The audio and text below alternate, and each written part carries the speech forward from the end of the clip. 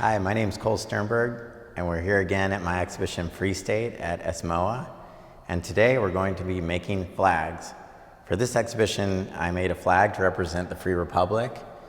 Not to get too far into the details of it, but basically it features the seal of the state acting as the sun coming over the horizon, and the horizon forms with the green and light blue lines, and the dark blue represents the Pacific. There's a red star in the corner, and that is from both the Bear Revolt flag that California currently uses and the original Mexican Californian flag, which was just a red star on white. But I don't want to get into too much of the details about that because we're making your designs of flags today, so let's go ahead and get started.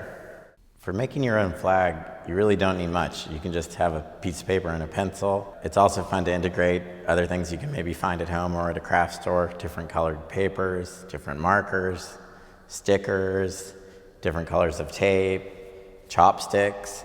Go wild, find whatever you think would be nice in your flag. A flag can turn into a collage quickly, and that's really cool too.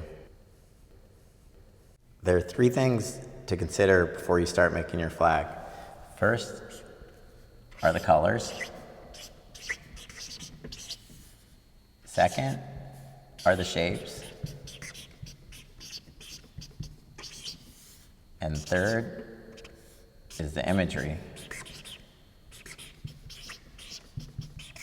which you don't necessarily need in a flag, but it's certainly something to consider. So step one in making a flag is selecting some colors. And these colors can be via markers or paper or tape, cutouts from magazines, whatever you can think of. But it's nice to kind of have a base of what colors you want to use. For instance, if you're Mexican or Italian heritage, maybe you want to reference those colors of their flags, the green and white and red.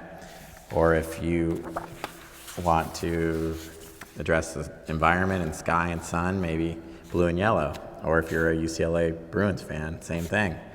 But it's good to get a little bit of focus on the colors before getting started with the physical making of the piece. So I recommend starting there.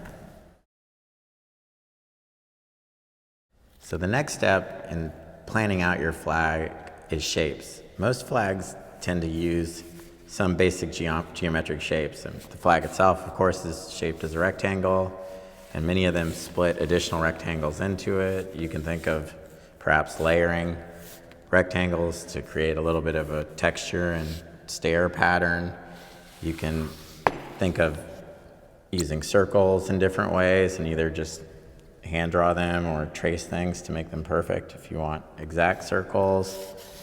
You know, there are a bunch of stars in flags. You can think, do I want to use stars and how many of them?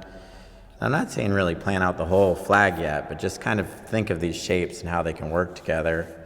You can also use tape as a shape and start to get an idea of what your flag could be. Okay, the final step to consider is imagery. Many flags don't use imagery, so you don't have to use any. But it's also pretty fun to use imagery. So there are things, I have a sticker here. If you have some stickers, those are great. I cut out a couple things from a lovely Sunset magazine that could work. Or you can draw things. For instance, say you want it to be your family's flag. You could create a shield for your family and put that on there. I mentioned the Mexican and Italian flags. The only difference between them is a shield in the middle of the Mexican one. So there's a very, very wide range of ways you can go with that. But do whatever you feel in the moment. And then once you have those ideas all together, you can start making your flag. For me, I kind of liked having these colors here as a little bit of a base.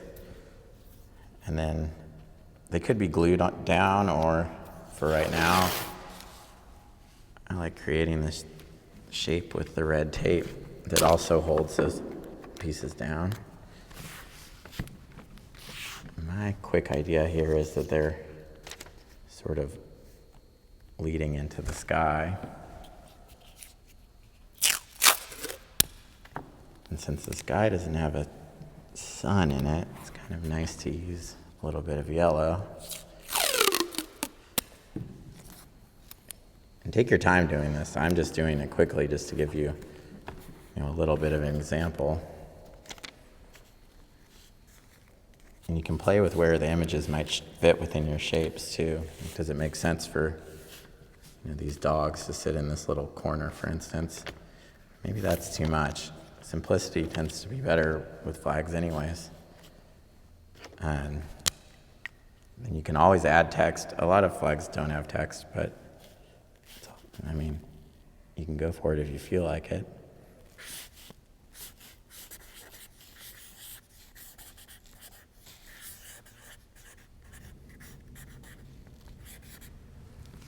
There we go. I've just made a kind of strange little flag for the sky country. And that's about it. I recommend just going for it and playing with it and make one flag or 20 flags, spend 5 minutes or 5 hours, and see what you come up with.